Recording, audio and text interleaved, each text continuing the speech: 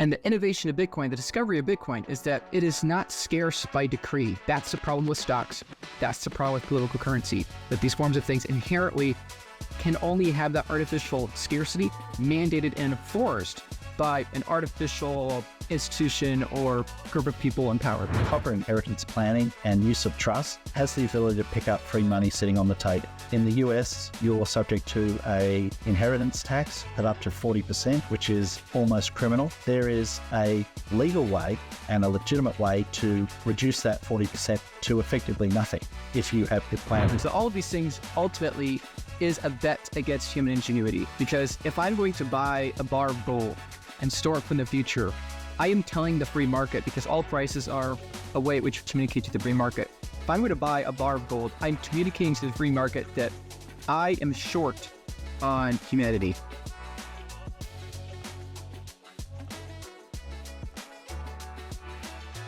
This podcast is entertainment, not financial, tax, or legal advice. Views expressed represent statements of the speaker in their individual capacity, do not represent the views of Unchained, and should not be considered investment advice. Speakers often have personal, family, or business connections to Unchained, which may include direct financial benefits. Please see our disclosure at unchained.com/podcast. Hey everybody, welcome back to the Bitcoin Frontier podcast. This week I have on Peter Dunworth and Luke Broyles. Guys, welcome. Thank you. Thank you, Joe. Thanks for having us. Yeah, absolutely. Glad to have both of you guys. Let's get started. Let's start with a very bullish topic. Let's just get really bullish on Bitcoin specifically, right? So, 15 years ago, humanity discovered this idea, this Bitcoin thing, that's the idea of immutable absolute scarcity. What are the implications of us discovering Bitcoin? We can start with Peter and then Luke can add.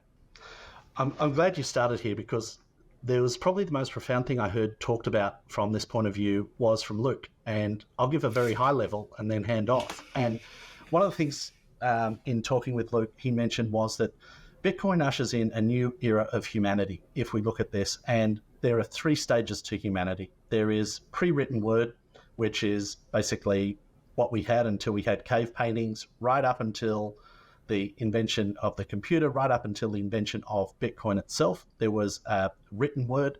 And now from Bitcoin moving forward, because we have an immutable ledger, we now have a recorded history of everything that's happened. And this represents the three phases of humanity, the newest one being only 15 years old. And this is where I'd love to hear more from Luke on that.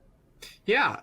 By the way, thank you for having me on, Joe. It's a pleasure. Both you, Joe, and Peter are very special friends of mine, so it's a pleasure to be doing this with all three of us. It's a blast. But to add on to Peter's point and your question, Joe, I think it is a new era, because up until 15 years ago, up until 2009, for the entirety of human history, we could only store our energy. Our only form of energy storage was something that could have an increased supply, right?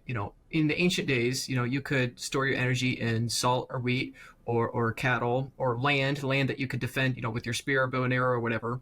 And more recently we have bonds, political currency, corporate paper, equity, gold, but all of these things ultimately is a bet against human ingenuity, right?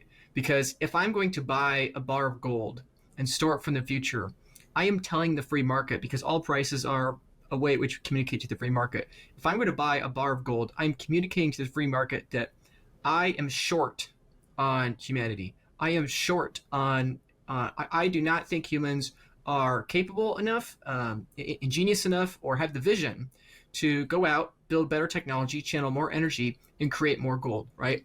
If I am, ultimately, it's all about optimism and pessimism, right? If I am going to be of the worldview that the world's getting worse, everything's getting worse, I'm really skeptical of the way things are going to go, the logical thing to do would be to buy guns, bullets, food, and seeds, right? Because it is fundamentally a pessimistic bet. I am taking my energy and I am betting that this specific aspect of the future is going to be worse off than it is today, right? And frankly, before Bitcoin, even though that wasn't our personal conviction, we were forced essentially to do that, because if buying government debt, or if buying, some, scarce asset out there, commodity, security, whatever, we're basically saying that I don't think we're going to be able to do that. Now, stocks, to a certain degree, were an innovation, right? The Dutch had, a few centuries ago, because now you could fractionalize that and you're trying to create artificial scarcity, right? That's kind of the beauty of the first stock markets, with the Dutch and Bank of Amsterdam, first central bank. That's kind of the beauty, and in my opinion, why the Dutch, East India Company and the Dutch Empire, was really powerful. It's actually much more powerful than us Americans are taught in our school books, because we like to make England look like the big bad guy that we overthrew in a revolution. But the point is that what the innovation of the stock market was it was trying to create a form of artificial scarcity that this company is going to be able to channel energy. At the time, spices, that was the big scarce commodity at the time, right? Sail across the world, get your rare spices from India, China, wherever, bring them back to Europe and sell them, right? And today, in my own house, I have more spices than probably many upper middle class or maybe even kings and emperors had at that period of time. And so my larger point there is that what we've been trying to do for thousands of years is find a way to price energy in terms of artificial scarcity, and thus divorce ourselves from this pessimistic bet, right? Instead of buying the spices themselves, saying that I'm pessimistic on humanity, thinking we'll be able to produce less spices, but instead trying to be more optimistic and say, I think we're going to produce more spices, and therefore I'm going to buy a finite fraction of those, of the share of that company, right? And the innovation of Bitcoin, the discovery of Bitcoin, is that versus stocks, it is not scarce by decree. That's the problem with stocks. That's the problem with political currency, that these forms of things inherently can only have that artificial scarcity mandated and enforced by an artificial institution or group of people in power, right? And so therefore, when they inevitably 100% of the time abuse that power, they can debase that energy and thus, make things even more pessimistic. And so the beauty of Bitcoin is that it brings back this optimism, and it allows us to buy actual verifiable scarcity that we can use to price in all of the energy, the sum total of energy in all the industries for today and theoretically in the future. I mean, essentially, Bitcoin is the trade of the past, present, and future. Bitcoin is pricing in the gold that we've taken thousands of years to mine. It's pricing in the energy that we're creating today, and theoretically, most importantly, is pricing in the energy that we're yet to create in the future. So, long answer short is that, in my view, Bitcoin is this unit of account. It is this true first scarcity outside of human control, and because it's outside of human control, then it is most likely, almost certain, going to continue pricing in more and more energy. And so fundamentally, being bullish Bitcoin is being bullish humanity, economically on the human race. And to be short Bitcoin, to be betting against Bitcoin, is inherently a bet that I think next year we're going to be worse at building houses, and that the government's going to be in debt more, and that the companies, so fundamentally, Bitcoin's a big deal. The scarcity is a big deal because it's a before and after moment. It's much more optimistic with digital scarcity. Yeah, I completely agree. I love how you phrase it as Bitcoin is an optimistic bet on humanity. I completely agree there. How do you guys think about pricing Bitcoin, right? So Bitcoin may be $40,000, $50,000 coin. How do you value Bitcoin? Like when you value an equity, you can kind of forecast the cash flows and kind of discount it back. How do you guys think about valuing an asset that has no cash flows? Maybe we can start with Peter and then go back to Luke again. This is the great difficulty that I have in that, and that's probably the reason why Bitcoin is currently, sort of dwelling at a circa $50,000 price, that it is so difficult to understand, it's so difficult to value, that there's no pricing models, there's no way to put an accurate fair market value on Bitcoin. And what I look at is look at the use case of Bitcoin and think, well, how big are the markets for the use cases that Bitcoin presents? And the ultimate use case for Bitcoin is a store of value and a unit of account. They're the two biggest markets that Bitcoin can address. And I look at, the store of value market's been distorted over the last 20 years with housing and stocks now becoming store of value. But if we look at the rawest of raw store of values, it's a $14 trillion market cap with gold. So on the most basic of thoughts, that Bitcoin should be at least a $14 trillion market cap, and we're currently sitting at circa $1 trillion. Now, that is the most basic of premises that anyone, I think, can wrap their head around with very limited knowledge or very limited reading and study on Bitcoin, that as a worst case scenario, it should at least aspire to be greater than a $14 trillion market cap. And given that it is much better form of gold than gold, I think it's fair to say that it should be multiples more from a market cap perspective. So I think for anyone who's not looked at Bitcoin and what the potential value of it can be, I think the store of value function is a very good starting place to do that. And then you can extrapolate from there. Well, what happens if it gets the unit of account market? What happens if it takes on the monetary premium? What happens if it takes the medium exchange? All of a sudden, that's where the numbers get very, very large very quickly. And we might just start with a conservative take on that, and I'll leave the rest to Luke. Yeah, conservative. Yeah. It's funny because between us three, Joe and Peter, myself, us three, what's conservative to us is interpreted as insane, for most people in the traditional world or traditional finance. So regarding your question about price, how do we price that? I think the simple answer is that Bitcoin is going to millions of dollars a coin, then tens of millions and hundreds of millions, then billions, tens of billions, and hundreds of billions. The only question is your time horizon, right? In my content, what I do, I always talk about how Bitcoin is going to $1 million or $10 million. I throw out a lot of large numbers, but as people hopefully notice is that I never give a specific time, right? Because fundamentally, the reason for those large numbers is not some prediction based on future cash flows, right? Because that's not what Bitcoin has. But it's getting at a larger, deeper issue. It is the quote, it's the clickbait to get people really thinking is that, wait, the whole thesis of this asset is that it reprices everything else, right? What is the value of political currency in relation to true digital scarcity, right? What is the value of cattle in ancient Rome in terms of a Boeing 747, right? It's like, how do you price those two things? Like, in my view, one works and one doesn't. The cows don't fly, the plane does fly, right? This is like escape velocity, right? Or it's about, rockets escaping Earth's gravity well, right? Engineers, physicists, I think in many ways, this is why they tend to understand Bitcoin much faster than people in traditional finance, because people in traditional finance are trying to price Bitcoin. That exact question you had, Joe, which is a great question. They're trying to price it, but in relation to everything else, right? They look at Bitcoin and they say, this magic internet money is worth $1 trillion. It only has a few million users. Like $1 trillion market cap for this asset, it's only 15 years old. Why is this worth a third of Apple? That makes no sense. It's completely overpriced. And my argument would be that it's completely overpriced because it's completely out of the pricing system they're using to measure from, right? It's the phrase Bitcoin is digital gold. I do use that phrase, and I think it's useful, but I think it's only useful in trying to communicate future technology and the value of said future technology in terms of the present day. If Bitcoin was digital gold, then it'd be worth $500,000 per coin.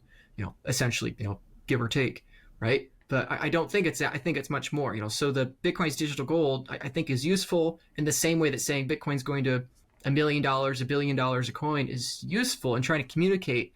But ultimately, in the end, I do believe it's flawed. In the same way saying the locomotive is the iron horse, or in the same way of saying the internet is a instant newspaper.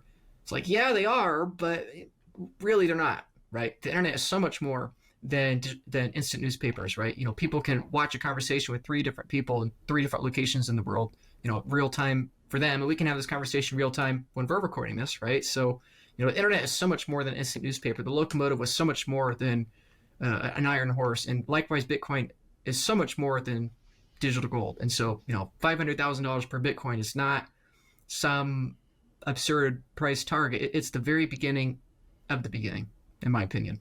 I agree wholeheartedly in that. And this is where an understanding of what Bitcoin is and represents the best form of money ever invented. There will come a time when people will not want anything but Bitcoin for payment of services. And when that happens, we're going to see what absolute digital scarcity looks like when there is unlimited demand for a good and service.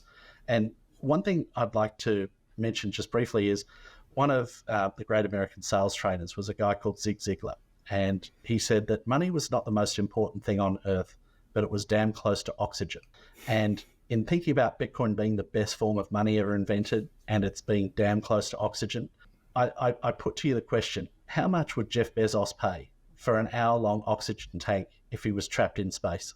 I dare say he'd pay anything he had to for that 1 hour of oxygen to get him through to whatever he needed to do. And this is where it's a nice to have at the moment. We in the Western world are absolutely privileged in the fact that we don't require it right now, and we can pick it up for pennies of what its true value is. But in the very near future, in less than 20 years, I think it will be a must-have, not a nice-to-have. And this is where that analogy of how much would you pay for a bottle of oxygen if there was no oxygen? Well, you would give your life, well, everything but your life for it. So this is where we're headed. But explaining that, and I think both you and Luke and Joe do a fabulous job of explaining this really difficult, complex topics to digestible format, and very happy to be on this call with you both. Could I add one more thing to that, Joe, if that's all right? Yeah. Peter, I think that's such a great point. And I think, just to add a little extra note here is that a lot of people, I think, from the outside look at us and they think that we're pessimists, right? They look at us and they say, oh, this, they think it's going to 5 million. Michael Saylor thinks Bitcoin's going to $5 million.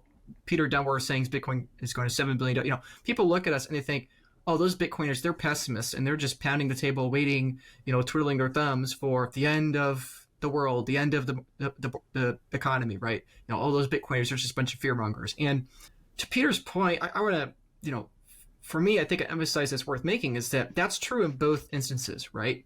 If investing in real estate, bonds, stocks, gold, seeds, guns, and ammo, if those things fundamentally are pessimistic eventualities, right? And to Peter's point, the ultimate one is the oxygen, right? That's the ultimate. More than food, more than shelter, more than water even.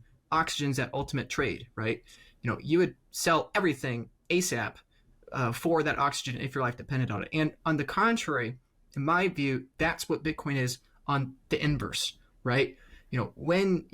From the pessimistic perspective, when your life is threatened, you are never going to own any of the optimistic trades. You're only going to want that oxygen. And in the vice versa, everyone watching this, when we're talking about Bitcoin going up forever and all these other things collapsing, that's not, in my view, that's not being like some sort of paranoid person saying that, oh, everything's going to get worse, it's going to collapse. It's that, no, it's the inverse. And that now that we are coming up across this exponential curve where the optimistic scenario is about to play out so overtly and so obviously, the exchange rate is going to go to infinity, right? In the same way, the exchange rate of everything in terms of oxygen goes to infinity when your life is on the line. When the optimistic scenario is approaching, the exchange rate of all the pessimistic trades in terms of the optimistic trade, Bitcoin, goes to infinity as well, right? And so, in my view, I think that's really important to keep in mind that on one end you have oxygen as the ultimate pessimistic trade, and on the other end you have Bitcoin as the ultimate optimistic trade. Yeah, I completely agree, Luke. Bitcoin is definitely the ultimate optimistic trade. Luke, you have a really interesting thread that I always liked because you do take that low time preference, long-term, vision when it comes to investing and saving for the future. And you started the thread with this sentence, and I'll read it out loud, where you said, you have less in common with an average person from the year 2123 than with a Roman citizen from the year 23, even though the future person is 20x closer to you in time. Can you explain that idea? Yeah, I find that it's a fascinating idea, and a lot of people resonate with that. That was one of my first, that was my first piece of work on Twitter I put out, and people loved it. Which frankly was a huge, pleasant surprise to me, because to me, I think that's so important. Because if we look back in time 100 years, okay, what was 100 years ago? Okay, 1925, or 1924, excuse me. I'm you're ahead of myself. Was 100 years ago. Okay, what was going on in 1924, right? I just had World War One. Great Depression was coming up. I mean, if you think about what the average person lived through, I mean, did they have air conditioning? Did they have a smartphone? Could they ever in their life, for a single time, have a conversation with another human being instantaneously, visual or audible, right? No, there weren't the telephones. There was not Zoom. There was not YouTube. Like, for the first time, for thousands of years, humans could only communicate in real time in person. And now, all of a sudden, in the last 100 years, we can now communicate, digitally, remotely. First it was the phone, then it went, smartphone, texting, and now here we are with video calls. In 10 years, our assumption should be that this is ancient technology. In 100 years, our assumption should be that is ancient technology, right? In the same way, these kinds of digital meetings didn't happen 10, 15 years ago. Like, the history are these technological windows. They're getting faster and faster. And in the last century, maybe 2 centuries or so, we have crossed a chasm where now these technological eras, that window where one paradigm is modern, one paradigm is ancient, that window has shrunk in time so much that now we have those windows within a single human lifetime. In the late 20th century, now that's within a working career. And now we're at the point where, it's multiple within a working career, right? And probably by the time my kids are around, and, Joe and, myself, and we have kids, like it's going to be a technological window every 15 years, right? And then maybe what's it going to be for their kids, right? So I think this is not just some piece of, hopium optimism that, oh, everything's going to magically get better, but it's like we have only technologically progressed at a faster and faster rate for all of human history. And so the pessimistic case, obviously, World War III, famine, billion people die, all that, right? That's the pessimistic case. But even in the optimistic case, it is really critical to keep that in mind. The optimistic case is that everything of your modern life, of what you do today in the year 2024, everything of what you do is fundamentally not going to exist in 100 years. Right? That's the optimistic case. And so that's why I think it's really important people be considering what are the technologies on the horizon and how my, number one, taking care of myself, right? The protective, pessimistic, paranoid perspective, how am I preserving the energy I have, and then how am I making the most of the opportunity, right? And the beauty of Bitcoin is that it's both. Bitcoin is protecting, okay, I can protect my energy against the ending era of stocks, bonds, and gold. And now I can also take advantage of the opportunity of transitioning my energy to that new era. So the larger point of that phrase is that I do believe that. I do believe on a technological basis, in the same way that someone born in the year 1924 has less in common with us today than they did with a Roman citizen. I think it's not only possible, I think it's logical that if we're optimists, we assume the world is around in 100 years, that there's going to be way more change in the next 100 years than the previous few thousand years, right? The Roman could talk via letters, some sort of pen pals. The person in 1825, besides a small number of them, via, the telegraph or something, they were talking via letters. Now today, nobody writes via letters anymore, right? It's like, it's technological paradigms go completely out of the window. And I think Bitcoin is a critical part of that thesis, right? Is that this is the money that makes all previous forms of money irrelevant, right? For thousands of years, we've used relatively scarce forms of energy storage. Now we have finitely scarce energy storage. That's never happened before in history. And so, again, when it comes back to the pricing thing, if you're trying to price Bitcoin in relation to these other assets, you are inherently going to be too bearish. So, fundamentally, it's a larger fight against energy poverty, but I think Bitcoin is a critical component of preparing for this exponential curve we're on. Every iteration is inherently larger than the last. So I think it's really important people be considering this, and that's why I'm so glad people like you and Peter and everyone watching is thinking about this, because we are, in my opinion, the cutting edge of thinking about these things in the world, right? There's maybe tens of thousands, hundreds of thousands, a couple million of us that are advancing this. And in this frontier moment, we're talking about the current status of global Bitcoin adoption. As of 2024, the landscape of Bitcoin adoption across the world is actually fairly expansive. Countries are embracing Bitcoin at different rates, with Australia and Nigeria leading at a 13% ownership rate, followed by Ghana at 11% and India at 8%. In North America, Canada, and the United States, the rates stand at 3% and 5% respectively. In Germany, ownership is present, but at a lower 2%. These percentages might be surprising, but the median Bitcoin, including crypto, holding in the US is only at about $500.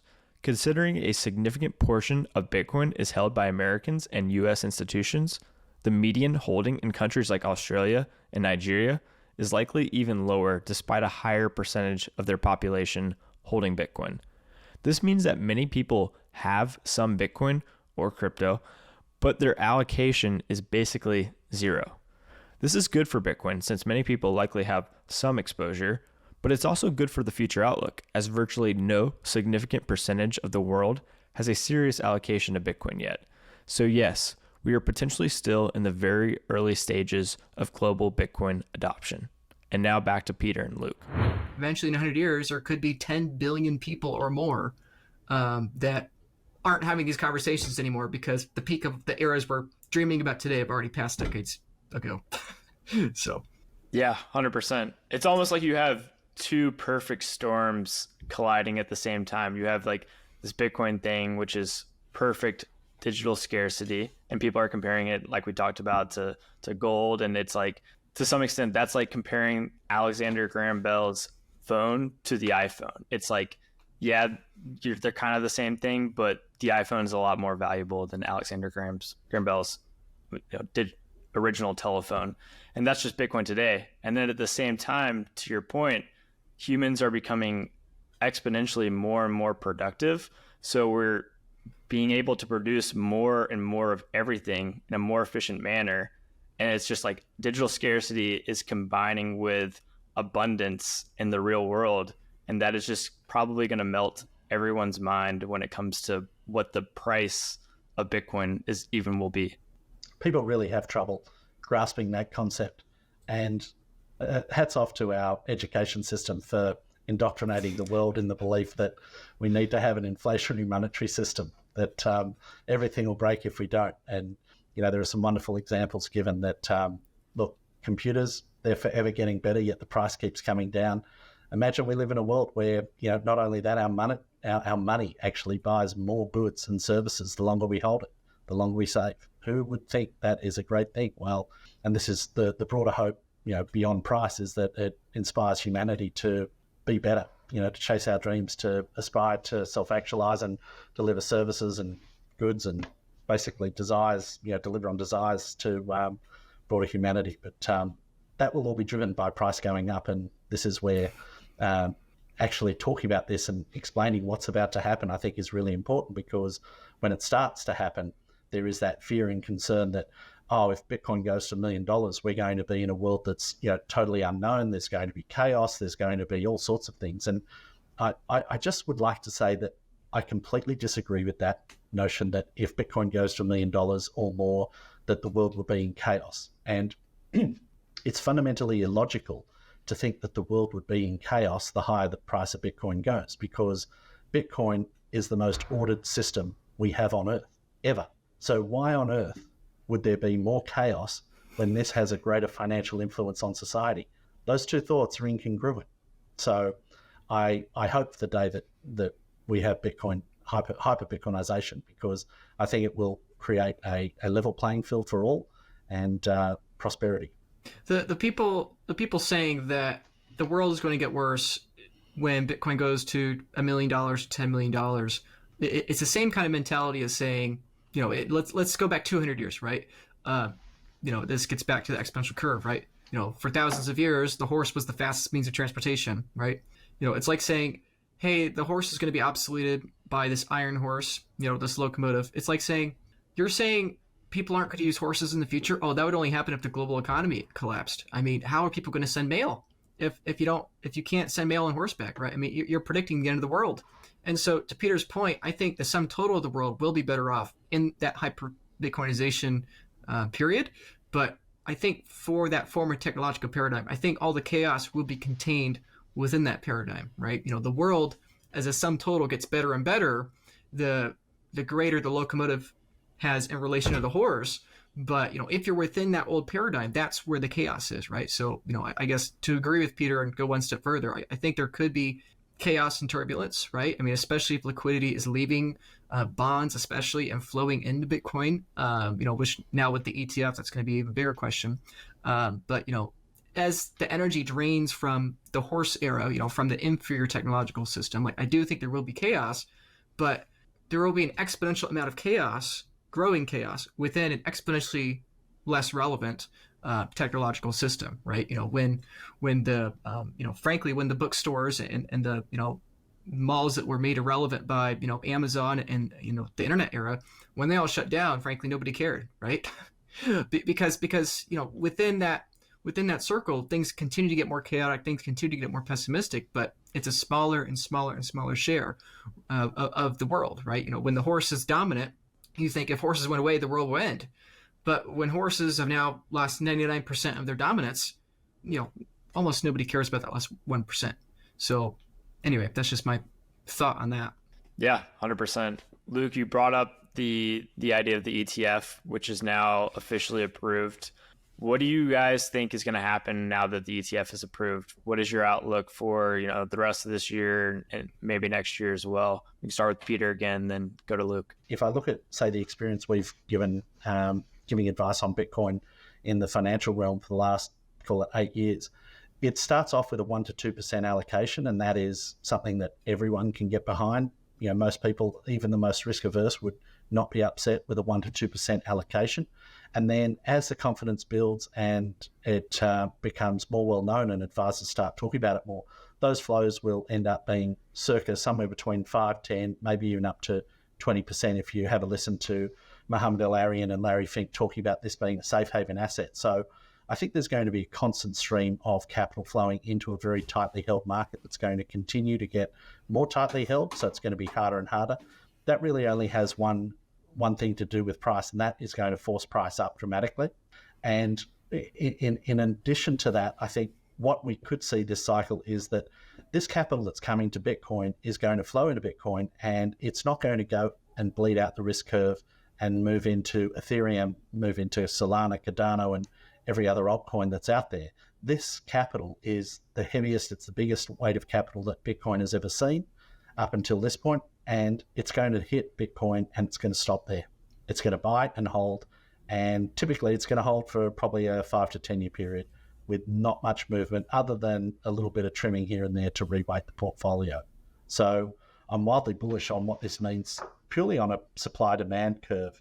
It will redefine what Bitcoin is, because now we have a weight of money like Bitcoin has never seen. Luke, do you have any additional thoughts, or Peter nail it? Yeah, Peter nailed it, and there's so much more that I know he could have said. We're both very bullish, in transparency, right? Obviously. And I think what I would add to that is that Bitcoin is basically like a forcing function on people's risk, right? Bitcoin was perceived at high risk, a few years ago, and perhaps it is still perceived as high risk. In this frontier moment, we're talking about the concept of risk. If you buy a U.S. Treasury bond and hold it to maturity, you get a nominal rate of return that is guaranteed by the U.S. government. But it's not clear whether it will be a positive real yield that outpaces inflation. If you hold Bitcoin, the return is certainly not guaranteed, but historically, it has been a much higher return than holding U.S. Treasuries. Bitcoin appears risky because of its extreme volatility, and it definitely is risky in the short run. However, this risk and volatility is contrasted with a lack of long-term uncertainty, as immutable block subsidy halvings programmatically occur every 4 years. There is no future uncertainty when it comes to Bitcoin's future supply schedule. Historical data shows that anyone who held Bitcoin for a little more than 5 years maintained or increased their wealth in terms of US dollars. Additionally, the median return after holding Bitcoin for 5 years is a 10x increase, something that you can't get with US Treasury bonds. And now back to Peter and Luke.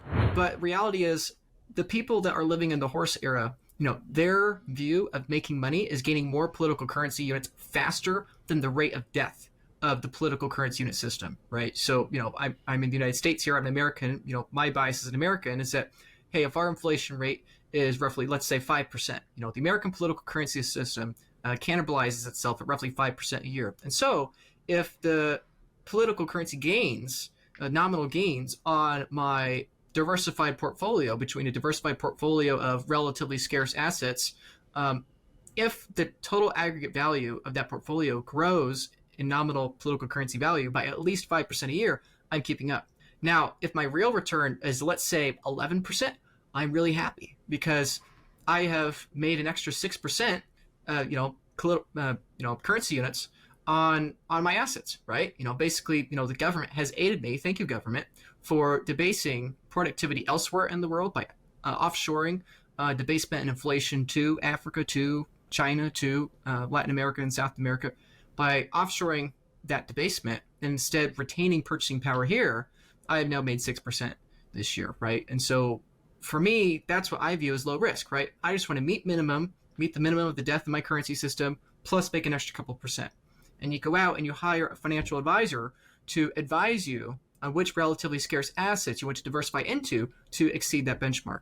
But the point with the ETF, and the point I think Peter made really well, is that, what I think he's alluding to is that when Bitcoin comes in, like Peter said, 1 to 2% allocation. Okay, this is something Preston Fish has famously said, for years now, is that I think it's a 2% allocation. 98% allocation to cash, 2% allocation to Bitcoin.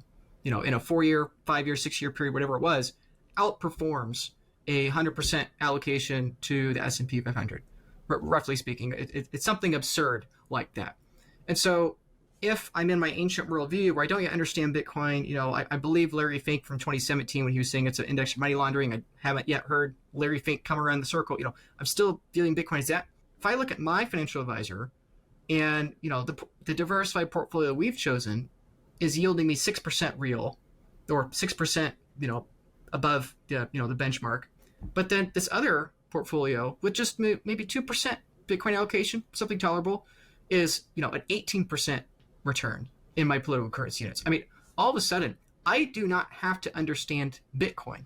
I can still be 98% allocated, but I will begin to understand that it is lower risk to move that energy or that 2% energy over to Bitcoin, because if I don't, I'm getting a lower yield above the rate of currency destruction. And so what the ETF allows, and this is numerous surveys that come out, 70 to 90% financial advisors, reportedly, they say we're going to begin advancing the Bitcoin ETF for their clients.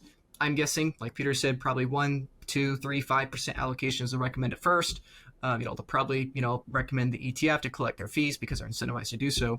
But, the point is, the reason why this is a big deal is that it opens the floodgates to the people that have not yet understood Bitcoin and won't do the work of, taking self-custody because they don't understand the risks of not taking self-custody. And it gives them that aha moment that I don't like Bitcoin. I wish about it earlier, but I need a 1% allocation. I need a 2% allocation because if I don't, I'm higher risk in my political currency unit system, right? So that's my perspective, why the ETFs are bullish from that first principles mindset. What that means nominally, Standard Chartered on January 8th this year, I think, talked about how they expect $50 to $100 billion of inflows into Bitcoin, this year in 2024, and they were projecting $100,000 Bitcoin by end of year 2024, $200,000 Bitcoin by end of year 2025. I don't necessarily, agree. Maybe that's too bullish. Maybe that's too bearish. But the point is, if we're talking tens of billions, perhaps even $100 billion of inflows, okay, at the time of recording this, there's 58, maybe $60 billion of Bitcoin left on exchanges. I mean, it's simple math. If you have $100 billion this year chasing an asset where the remaining supply at exchanges is 60 billion, I mean, it's a forcing function for price to go up, and the higher price goes, it's an increasing forcing function on forcing the people that don't yet understand Bitcoin to accept they have to at least get off zero, because they're going to realize, and I've been saying this, Joe, I came on your podcast first back in January of 2023. I was telling people, it is higher risk to have zero Bitcoin, right? And so, I don't know, probably most people watching this have a decent percent allocation to Bitcoin, but my encouragement for those that don't is get off zero, right? Peter, Joe, myself, we have very high allocations to Bitcoin, but my encouragement is do what you're comfortable with, do what you can sleep at night with, okay? Avoid over allocating to Bitcoin, but at the very least, please consider getting off zero, because pretty soon, I think most people are going to begin to realize that having a 0% allocation to the internet is a really bad idea when you have 100% allocation to radio and newspapers. Yeah, completely agree. It's also crazy to think that right now we're at the point where 93% of all Bitcoin have been mined, and we're just now opening the spigots of capital that can flow in from Fidelity, E-Trade, Charles Schwab, whatnot. And most of the coins are not even moving. 70% of all Bitcoin haven't moved in the last year. So everyone's holding because this is the best asset to hold if you're trying to save for the future. And we're about to see so much new capital flow in and try to buy it. And arguably, not a very, very, very small percentage of the world has adopted Bitcoin as their savings technology. And so it's 99.9% of the world is about to try to come by this asset that, is held in the strongest hands of all strong hands. So it could be a wild, decade. I I might make one point which sort of just came to mind when you were talking there, Joe. The other thing that I haven't heard anyone talk or consider is that there are 500,000 financial advisors, investment advisors in the world who now are able to sell Bitcoin or a Bitcoin related product in the ETF, who are going to be highly incentivized. They're not stupid. Financial advisors aren't stupid. They may play dumb because they haven't been able to sell this thing yet, but there's a lot of smart minds working in financial and investment advice who are going to be, well, they are going to be highly incentivized to sell this. And they are going to be not only highly incentivized, they're going to be paid very handsomely to have a higher allocation to Bitcoin for their clients and understand it as quickly as possible and work through with that client the risks and the downside risks and how they're going to plan for it. So there's a new workforce of 500,000 advisors out there about to join the marketplace of orange pillars, and they have access to hundreds, if not thousands, of clients. So, boy, oh boy, it's going to be fun the next couple of years. The Unchained IRA is continuing to break new records. With a Roth Bitcoin IRA, you don't pay capital gains on the appreciation of Bitcoin. Unchained offers a solution. They make it simple for you to set up a Bitcoin IRA while keeping control of your Bitcoin keys. Use code FRONTIER for $100 off and schedule your consultation today at unchained.com/IRA. And now back to the show. If I can go one further, let's just break it down. 1.8 million coins on exchanges. So let's say 2 million. Let's say 2 million coins on exchanges. To Peter's point, a 500,000 financial advisors. Do we think on average, the average financial advisor, the sum total of all their clients collectively are going to own 4 Bitcoin at some point? I mean, it's that simple, right? I mean, there's up to 80 million millionaires on the planet, 2 million Bitcoin. Okay, what happens when 1 in 40 of the 80 million millionaires want 1 Bitcoin, right? Or what happens when 10 times the number of people want 1/10 of that, right? If 2 million people of those 80 million millionaires want 1 Bitcoin, all the Bitcoin are gone, right? If 20 million, aka 1 in 4 of those millionaires want 1/10 of a Bitcoin, what do they do? The Bitcoin's already gone from the first 2 million people that already bought 1 whole Bitcoin, right? I mean, you do the math and pretty quickly you realize that, and the financial advisors are about to start doing the math, right? Because frankly, most of them, I know a lot of financial advisors, I respect them, but, and they are smart and I think they will learn quickly. But up to this point, because it hasn't even been a possibility for them to recommend the ETF, I don't think they've thought this through, right? I mean, as recently as 2 weeks ago, before the ETF was approved, I think it was 39% of financial advisors thought the ETF was going to be approved this year, when Bloomberg was saying it was 90%. I mean, 61% of financial advisors were guessing that the ETF would not be approved at all this year. That's how little they've been paying attention to it, right? And again, that's not to put them down. That's just that it's not even been a part of their model. But now it is a part of their model. And now that it is part of their model, they're going to start doing their math. They're going to realize, oh my goodness, I want every one of my clients with a net worth over $1 million to get 1 coin, right? It's I mean, that's just what's going to happen, because the first people to do that are going to be the ones that figure it out. And financial advisors, like Peter said, are heavily incentivized. The more they help their clients, again, outperform that, debasement, aka death of the currency, the more they help clients outperform that, the better fees they get, the more clients they get, and the more money those clients want with them, right? And if they're outperforming the market, once the clients throw in more money to them versus the other guy, their portfolios will grow. I mean, it is in the financial advisor's best interest to begin allocating to Bitcoin or encourage allocations to Bitcoin, in my opinion. And I think people are going to be really surprised how quickly that tune is going to change in the next 18 months here. Yeah. What do you guys think about Bitcoin cycles? I mean, historically, Bitcoin has gone on massive parabolic bull runs that's followed by 80%, deadly washout drawdowns. I know, Peter, you talked about how the inflows might be more steady with an ETF. Do you think that this cycle will be different? Do you think that this cycle will have another 80% drawdown, or what do you think? I think it depends on how high and volatile it is to the upside. The upside determines and predicts the downside, I believe. If we have a stable inflow of capital to Bitcoin and we just have a slow, steady appreciation, I think there's a likelihood of that continuing. However, if we have capital flow in, we have a massive spike, we have huge volatility the upside, we see a 3, 4, 500% increase from here. I think there's a very high chance that we see, the 80% volatility the downside happen. There's only one caveat that I'm going to put on this, and this is I think the cycles are going to continue until we have a nation state actor hold the buy button down that is just prepared to buy at whatever price they have to, because they have zero cost for printing dollars and they can buy a hard good that has long-term value. Until we see that, we will not see a super cycle. The super cycle will kick off with a nation state like the US just saying we'll set a bar at $1 million or $10 million or $15 million, whatever they have to, they will set the bar at that, and they're going to mint a whole host of millionaires and billionaires. But I think until we see a nation state actor with that level of capital that costs them nothing to print money, the cycles are here to stay. Yeah, I definitely tend to agree there. I think last cycle I wrongly suspected that we might not see an 80% drawdown or 70% drawdown or whatever it was, and I was definitely wrong about that.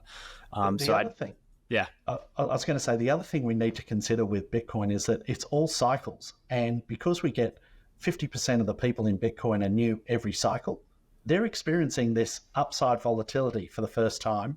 Human nature doesn't change. We get 25 to 30% of the entire Bitcoin community joins in that last little 10% blow off top. And then they eat the 80% drawdown and sell and run and are scared. And what happens is, we really don't account for the fact that our primal little brains really haven't developed that much to cope with market cycles. But because we're at such a low adoption rate, like I think we'd be less than 2% globally as far as Bitcoin adoption goes. So when we move to 4% in the next cycle, 8% cycle after that, as more and more people become aware of the cycles, we're going to get less volatility to the downside.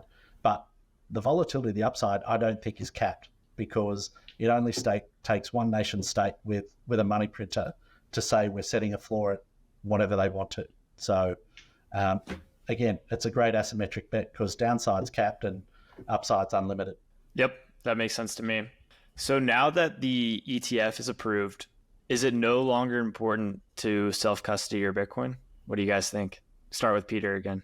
I think it is critical for any Bitcoiner now. It's more important than ever before to self-custody your Bitcoin, because there is a concentration risk with these ETFs. There's going to be a pool of Bitcoins that can be potentially easily manipulated. There's all sorts of skullduggery and chicanery that can go on with those pools of capital. And I know a lot of people say, oh, no, they can't. They by law, they've got to do this and that. And it's like, yeah, by law they do, but Sam Bankman-Fried, by law, had to, hold Bitcoin on his balance sheet, and guess what? He didn't. So, human nature is, we're going to continue to be humans and be fallible, and this is where I think it's of utmost importance that we are diligent in self-custodying our Bitcoins. Why is that important? For two reasons. Firstly, you don't want to lose your Bitcoin. If you're here now listening to this, you've done an enormous amount of work. You've made a huge amount of sacrifice to be here at this very point in time. And there is very little work required to own and self-custody Bitcoin at this point in time. And that's an opportunity that may leave us. So from that point of view, that's the first point. The second point is that if you're focused on number go up technology and you want this thing to really rip, you don't want other people to be holding your Bitcoin and use your Bitcoin to manipulate the price downwards. This is why self-custody is absolutely critical. That the most important thing you can do for number go up is self-custody Bitcoin off exchange so that it can't be sold or rehypothecated, and buy more Bitcoin. Two very simple things that will ensure the price will go up. Agreed. Luke, any additional thoughts? Yeah, I think, I know how YouTube, all this works. It's like as soon as you start talking about self-custody, people don't care, right? They click away. They're here for number go up. But as I have said before, the message people need to hear versus the message you want to hear is not always the same. Everyone wants to hear number go up. They don't want to hear self-custody because it's boring, it's bland, it's tedious, and it's scary, right?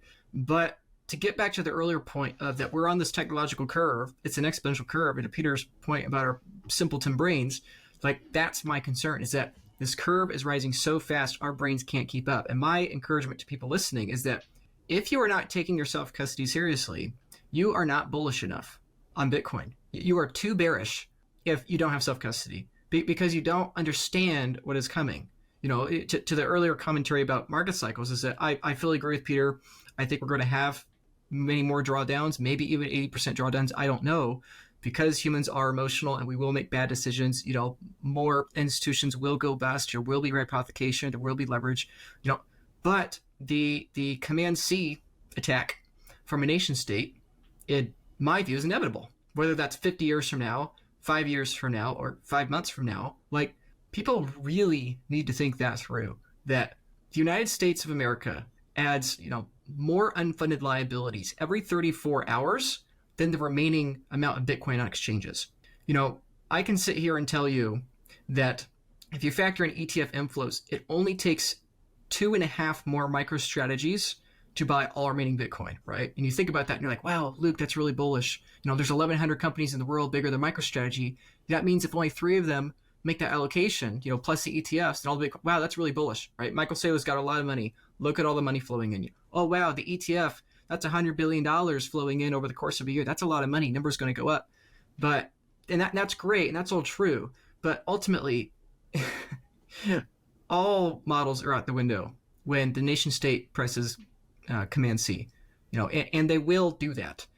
That's what the government did. That's what America, the best government in the world, or the most regulated, and yada yada. America has seized gold from citizens. America has, basically printed money to buy gold in the past, right? Has seized real estate, has seized, stocks when necessary, right? America has done that.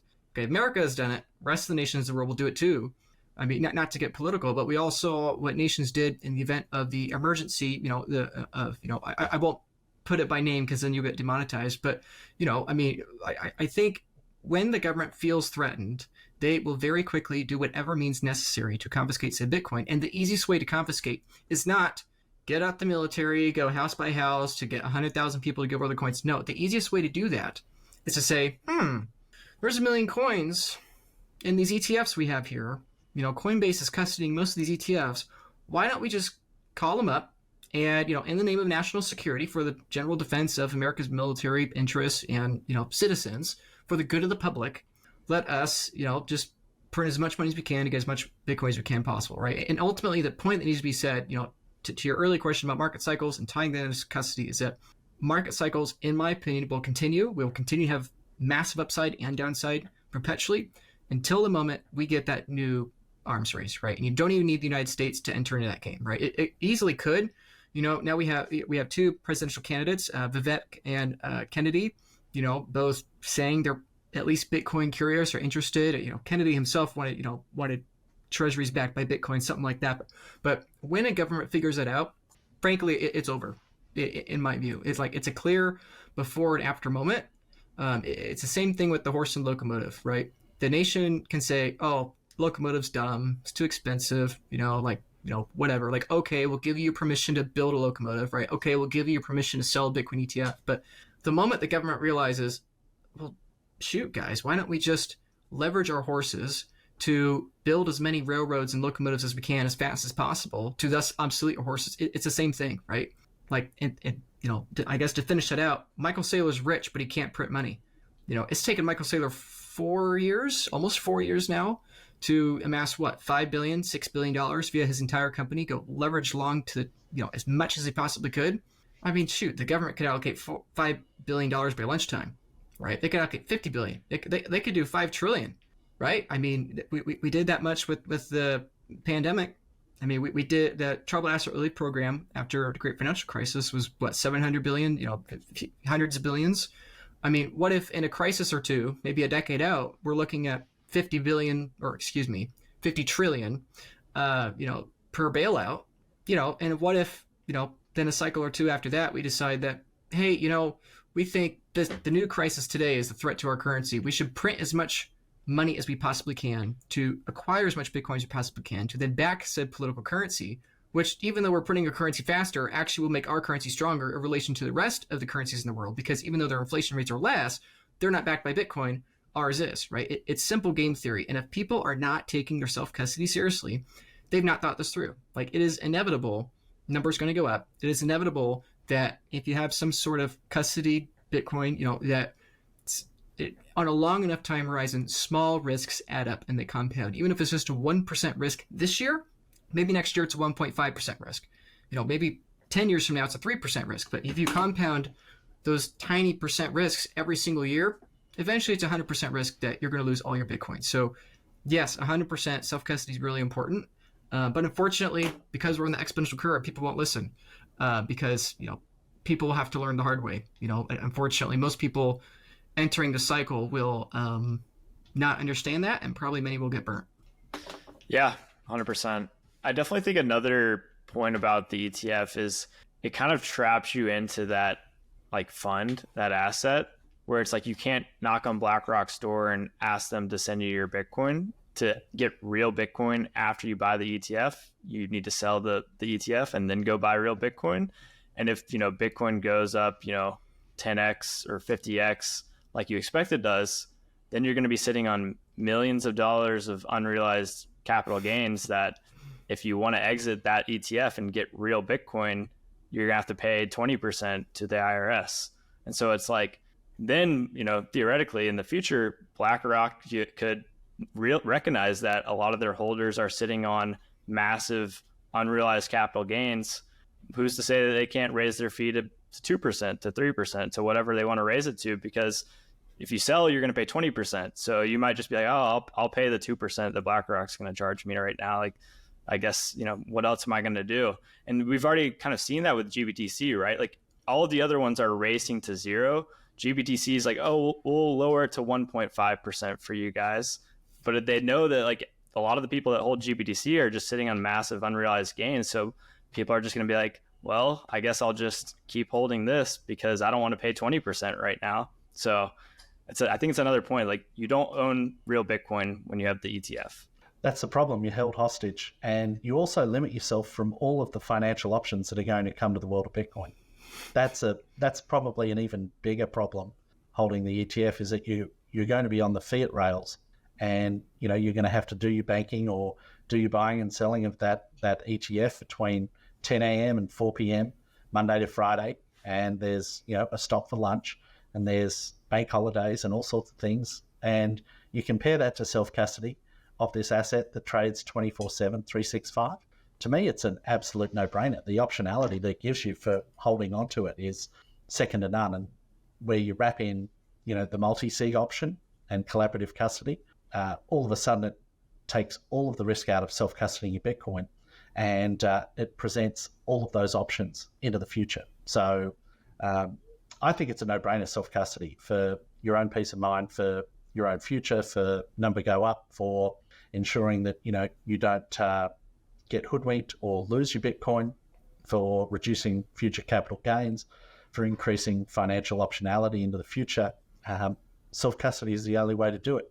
Unfortunately, it's tarred with a brush that terrifies most people, and this is where I think at the Bitcoin Advisor we do a really good job of holding hands with clients the whole way through the process. And one of the things I'm eternally grateful for is the Unchained team and the service that you provide. That the Unchained provides a fabulous multi-sig option for clients, and I think that service that Unchained offers is only further enhanced by having a collaborative custody arrangement with the Bitcoin Advisor to ensure that absolutely nothing can go wrong. There's no single point of failure in self-custody, and the benefit of that is for all the reasons I mentioned before. But this is where, because this technology is so new, people don't understand how easy it can be.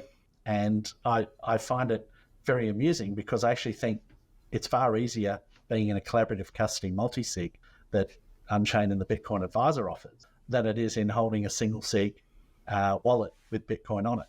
And that's part of the job. And I thank you for having us on, Joe, to discuss that educating everyone in the world that this is the best option and best way to hold your Bitcoin is a fabulous use of our time, because it's good for every Bitcoin holder. Yeah, 100%. There's nothing better than multi-sig collaborative custody. Last question, then we can go ahead and wrap it up. Inheritance and trust. How do you guys think about those two topics, especially when it comes to saving Bitcoin for decades or centuries?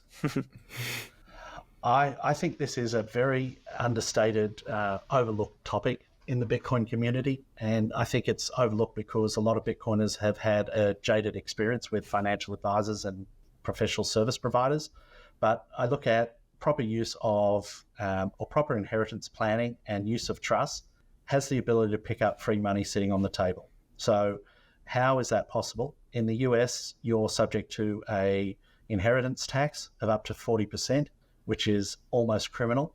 But if you have inheritance planning and tax planning associated with that, there is a legal way and a legitimate way to reduce that 40% to effectively nothing if you have good planning. And if we think Bitcoin's going to do what we think it's going to do, then having these conversations now before it reaches, the millions and billions of dollars per coin that we think it's going to do is a really critical conversation to be having, because for me, it's the last risk-free trade available to Bitcoiners. I think Bitcoin is the risk-free trade, but then when you think about what structure you're actually holding that in, that's the next risk-free trade that most Bitcoiners need to be thinking about, because from a financial advice perspective and achieving better outcomes on a personal level, that is where the free money is sitting. It's the risk-free trade to have that conversation and to talk to you about something that's really important, particularly in the US and less so in Australia. But the IRA that you offer with your product at Unchained is absolutely critical, because that is the most tax-effective environment that you can have your retirement savings in, or any savings in. It's effectively a 0% interest rate, a 0% tax rate. Now, that's really impressive. And you compare the returns that you'd have in holding that Bitcoin personally to holding that Bitcoin in an IRA. If you hold your Bitcoin, it goes from $0 to $10 million. You sell your Bitcoin, you're going to be left with circa $6 to $8 million, depending on which state you're in and what capital gains tax you've got to pay. So you're going to be left with, call it worst case, $6 million. However, if you do that in the IRA, you're going to be left with $10 million. So you have increased your return by over 60% just by putting it in the right structure. That is a massive free kick. And a lot of people are just missing that opportunity. So I think it's really important that we get that message out there that these are the things that we can help with, or at least have a look at and guide you to, that is money sitting on the table, free money. Yeah, I think those are great points. Luke, were you going to add any final thoughts? Yeah. I was just going to add that I think, in my respectful opinion, I think most Bitcoiners tend to put the cart ahead of the horse, to use the ancient metaphor. And I think what makes this so hard, what makes Peter and myself and you too, Joe, what I think makes this whole custody space so hard is that it's an adoption curve within an adoption curve, right? You have Bitcoin's adoption curve, let's count with future into the past, all that wonderful stuff. But that's true within Bitcoin as well. Like, there is less in common with the Bitcoin future than Bitcoin's past, right? The next 15 years for Bitcoin custody is inherently, it has to look different than the last 15 years. If Bitcoin's going to succeed, Bitcoiners should assume that the custody model that they have today is going to be far less common in 15 years than it is at the present moment, right? And ultimately, it's funny because a lot of people, when they're thinking ahead with these trusts, retirement accounts, all that, in my opinion, I don't think most people, even Bitcoiners, are really thinking through all the benefits there, right? If we're just going to stick with first principles, if you're thinking for your kids, trusts, retirement accounts, whatever, you have the three options, right? You can do custodied Bitcoin with counterparty risk, like the ETF, let's say, or you can do self-custody on your own, where you put in 500 hours, 1,000 hours, whatever it takes to do it properly and make sure you're protected. Or you could pay someone to help you with that, right? And, it's funny to see how people react to those three different things, right? Because people, typically look at those and are like, oh, well, that's really expensive and that's really scary. So I'll do this because it's regulated and safe. And this is something, frankly, I get a lot of negative feedback on. When I'm trying to explain to people that counterparty risk, in my opinion, is not tolerable when you have a bearer asset like Bitcoin, right? FTX was the most regulated exchange in the world, and they're gone. Gary Gensler in the SEC, as much as I want to respect my authorities, the reality is that they could not manage the announcement of the ETF. They did not have 2FA authentication on their Twitter account, and that, today their website couldn't handle traffic. I mean, that's two blunders for what many would argue is the single most important announcement of the last decade for them. I mean, if their Twitter account's down for 27 minutes, like it was or supposedly was, I mean, that's no big deal. But if your, Bitcoin custody is down for 27 minutes out of the next 100 years, then that's it, right? And so that's why I've been so grateful, to be a part of Bitcoin Advisor and work with Peter, is because, Peter in Bitcoin Advisor has been around since 2016. The ETFs, at the time of recording have been, haven't even been around yet a single trading day, right? So that Lindy effect is a massive advantage, I think, for people when thinking about that. And most people are just yet to think about that, right? And so my encouragement to people is that before you start thinking about how to save on taxes or how to save against this, that, the other, or, your number one priority should be keep your Bitcoin safe, right? If you've got X number of Bitcoin, and let's say they do go to $500,000, $5 million in a short order here. I mean, a lot of these clients that I talk to, like, it's a pleasure to talk to clients from all kinds of backgrounds. But a lot of the people right now that are taking interest in this are the Bitcoiners that have been around for multiple cycles and do understand that, my Bitcoin's getting so valuable to the point that I got to diversify my custody, right? They're like, Luke, I've gone from diversified assets to now a singular asset. I have to diversify my custody, right? Like, I went X% single sig, X% this multi-sig, Y% that multi-sig, right? And so I think we are incredibly early to Bitcoin. And I think we're incredibly early to collateral custody multi-sig. And I want to echo what Peter said before, is that, you, Joe, and Unchained, and all of our key agents, product providers, software providers at Bitcoin Advisor, Peter and myself are extremely grateful for, because, our service-based company needs, incredible products. And I know how much work you guys put into that. So, for everyone listening, I'd emphasize, get off zero if you haven't yet. And, please avoid custody Bitcoin whenever you can. Take self-custody, if you need help with that. There are great products out there. Unchained's got great products, and there's great services out there. I think Peter has done an exceptional job. And really what this all comes down to is that, I actually don't think we're any smarter than the average person. I think that we have simply been smart enough to do our best to look 18 months or 36 months down the line, right? And really, that's true with all Bitcoiners, right? It's not that the average Bitcoiner is smarter than the average person, right? When the ETF was approved, there was a space Kathy Wood hosted, and I listened, live to Elon Musk. He was saying things that weren't quite true about Bitcoin. Elon doesn't understand Bitcoin. He's a very smart person. So, it's not about being smart. It's about understanding this is an exponential curve, understanding you have less in common with the future than the past, and understanding because of those two givens, it is increasingly important that we are a couple of years ahead of the curve, because you are going to have less downside and more upside if you're just ahead of the curve a little bit. And so, it's a pleasure to help clients stay ahead of the curve. It's a pleasure to be in the Bitcoin space, and a pleasure to have so many friends like you guys. So, I encourage people to check that out. Please, people, get off zero. And in a couple of years, people are going to be saying the ETF safe. Remember this conversation, because I mean, really, like, the narrative is going to be that, in a couple of years, everyone's going to assume the ETF safe, and people are going to forget, and then they'll remember, and they may remember in a hard way. So, don't accept counterparty risk. This is an innovation that obsoletes counterparty risk. Yep, 100%. Guys, this was awesome. I feel like this was a great conversation. Do you guys have any closing thoughts? We'll go Peter first, then Luke, and then where can anybody find to learn more about you and the Bitcoin Advisor? Closing thoughts on this. I think the next 2 years or the next 5 years of Bitcoin and Bitcoin adoption is going to be spectacular. I think we've ushered in a new era with an ETF approval that is going to be a gateway for so much capital. We can't quite comprehend it now. I think it's going to be exceptionally positive for all facets of Bitcoin, whether it's Bitcoin businesses, whether it's Bitcoin price, self-custody businesses like Unchained and ourselves.